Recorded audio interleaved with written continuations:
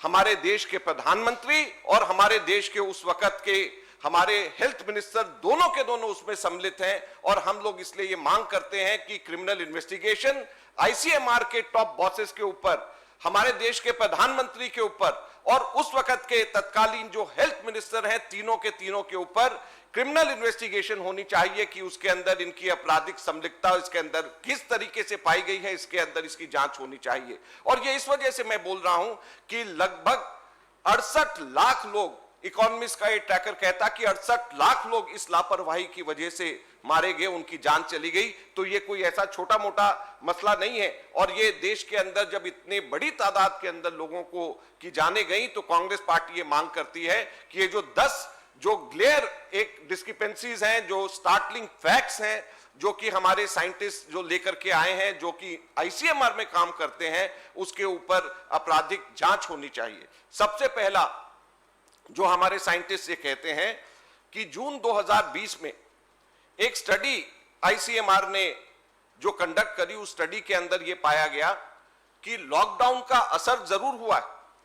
लेकिन लॉकडाउन का असर इतना नहीं हुआ कि आगे ये फैले नहीं। तो बड़ा लिमिटेड असर लॉकडाउन का हुआ है, तो ये आगे फैल सकता है। ये आईसीएमआर की स्टडी ने जून 2020 में आया। और जैसे ये स्टडी आईसीएमआर की आई, 2 दिन के अंदर अंदर आईसीएमआर के जिन साइंटिस्ट ने स्टडी को किया उनके ऊपर दबाव डाला गया और उन्होंने स्टडी को विड्रॉ कर लिया। और विड्रॉ करके उन्होंने कहा कि हम लोगों ने तो पूरी इस पे अभी तफ्तीश नहीं करी, हमको लगता है कि अब ये मामला रुक गया। तो जून 2020 में जो पहली स्टडी के अंदर भी जब ये कहा गया कि अभी इसकी लिमिटेड फायदा लॉकडाउन का हुआ है, तो उसको भी आईसीएमआर ने सबसे पहले साइंटिस्ट का ये कहना कि उस वक्त भी दबाव में डाल करके इसको रोक दिया गया। दूसरा, जुलाई 2020 में सीरोलॉजिकल स्टडीज में यह पाया गया कि वायरस 10 शहरों के अंदर बड़ा तेजी से फैल रहा है। और उस वक्त वहां पे आईसीएमआर के डॉक्टर बलराम भार्गव ने एक डायरेक्शंस, लिखित निर्देश सभी अपने साइंटिस्ट को दिया कि इसके बारे में बाहर बात नहीं करी जानी चाहिए, बाहर बात नहीं जाए। उस वक्त अगर जुलाई 2020 में सीरोलॉजिकल सर्वे जो 10 शहरों के अंदर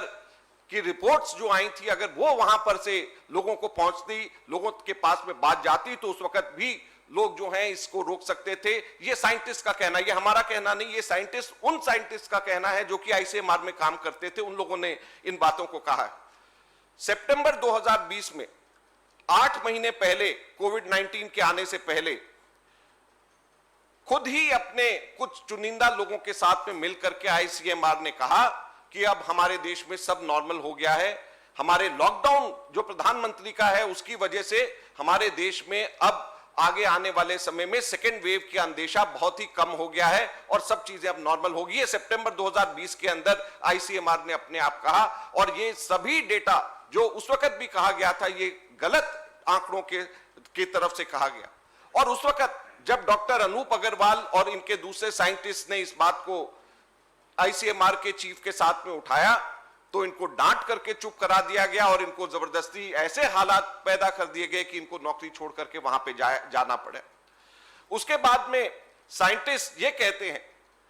कि आईसीएमआर गलत आंकड़ों से साबित करने में लगा था कि भारत में कोविड तेजी से नहीं फैल रहा, उतनी तेजी से नहीं फैल रहा जितना दूसरे देशों के अंदर फैल रहा है। ये हमारे आईसीएमआर के साइंटिस्ट कह रहे हैं। फिर एक सितंबर-अक्टूबर में सुपर मॉडल स्टडी आपको याद होगा कि कहा गया, जिसके अंदर 2 चीजें कही गई। एक कि हमारे इंडिया के अंदर हर्ड इम्यूनिटी आ गई, और दूसरा मिड फरवरी, अगले साल फरवरी तक, ये पिछले साल सितंबर-अक्टूबर को सुपर मॉडल स्टडी आया कि अगले साल फरवरी तक के कोरोना एकदम से खत्म हो जाएगा और हमारे देश में हर्ड इम्यूनिटी आ गई है। ये सुपर मॉडल स्टडी इसके अंदर कहा गया है। और डॉक्टर सोमदत्ता सिन्हा जो वैज्ञानिक हैं, वो ये कहती हैं कि इसके अंदर ऐसे पैरामीटर्स डाले गए कि जैसे ही उन पैरामीटर्स को कभी भी उनको आंका नहीं जा सकता है, उनका आंकलन नहीं किया जा सकता, लेकिन जैसे ही कर्व जब चेंज होती है तो वो पैरामीटर्स भी अपने आप बदल देते हैं। तो डॉक्टर सोमदत्त सिन्हा का ये कहना है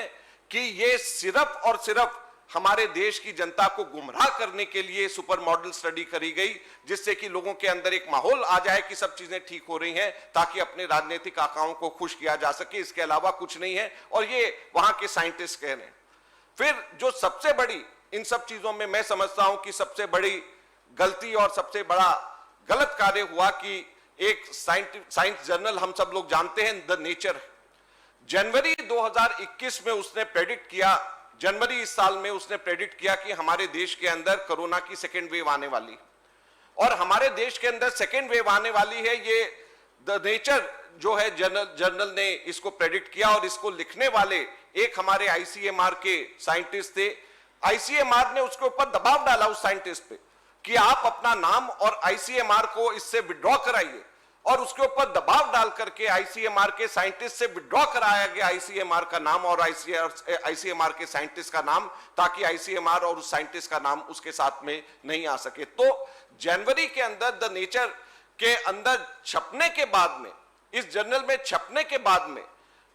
उसको मानने की बात तो दूर रही, बल्कि जो उसमें साइंटिस्ट आईसीएमआर में काम करते थे उनके ऊपर दबाव डाल करके उनका नाम वहां से हटाया गया। मैं समझता हूं कि इससे बड़ी गलत कार्य नहीं हो सकता, और इससे बड़ा आपराधिक संलिप्तता नहीं हो सकती है। और ये गलत कॉन्फिडेंस एक तरीके से अगर पैदा करने की तैयारी नहीं करते, हमारी स्टेट्स बेहतर तैयारी कर सकते थे, हमारे हॉस्पिटल ज्यादा बेहतर तैयारी कर सकते थे।